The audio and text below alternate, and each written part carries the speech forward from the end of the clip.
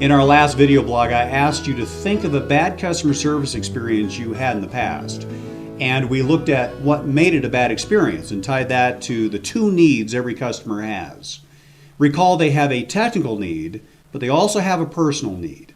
And chances are the reason your customer service experience was a bad one had more to do with your personal need not being met than your technical need. I want to ask you some questions about that experience. First, how many people did you tell about that experience?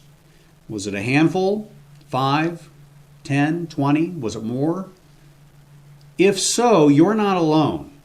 As a rule, people tend to be pretty vocal about bad customer service experiences they've had, and they'll tell as many people as will listen.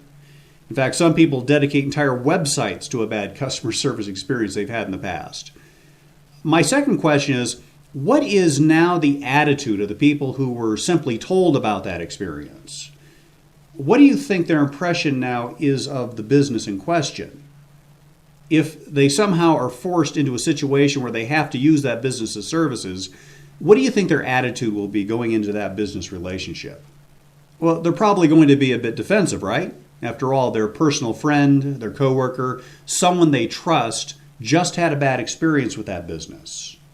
Their walls of defense are up, they're actively looking for things to criticize, and they may even make a preemptive strike by being rude first. Now let's bring this home. Have you ever received a call from a customer who seemed to go out of their way to be rude or unfriendly or argumentative? You've never spoken with this person before, but they seem bent on making this a bad experience for you. Well, let me suggest that person may be someone who had a previous bad experience with someone on your team, or they have a friend or coworker who had a previous bad experience with someone on your team. Say you take a customer call and it doesn't go well. Maybe you're having a bad day and you get into a verbal shoving match with your customer. You end that call and you take a deep breath and you go on to the next call. And in your mind, you're thinking, tomorrow's a new day. I'll get over it. The customer will get over it. No permanent harm done. What do you think that customer is doing the moment he or she hangs up? Well, if you guess they are now complaining about your service to anyone and everyone who will listen to them, their friends, their coworkers, their family members, then you'd be right. And if you guess that those people will take that person's side and begin viewing you in a negative light, then you'd be right again. The point is, there is a snowballing effect that occurs anytime you allow a bad customer service experience to happen.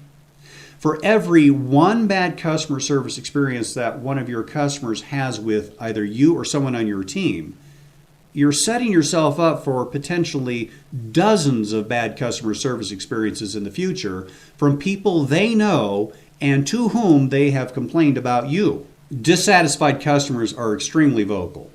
Satisfied customers can be vocal too, but not nearly as much. That's why it's relatively easy for a contact center or a support desk or a call center or a help desk or a customer support desk to get a bad reputation. It can happen virtually overnight. And when it does, it takes a long time to regain your customer's trust and to turn that reputation around. It can be done, but it's just better if you don't let it happen in the first place.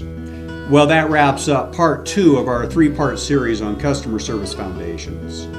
Join us next time when we'll look at 2 customer service axioms that will turn a potentially bad customer service experience into a good one. Until then, be sure all your support activities are customer focused, performance driven, and outcomes based.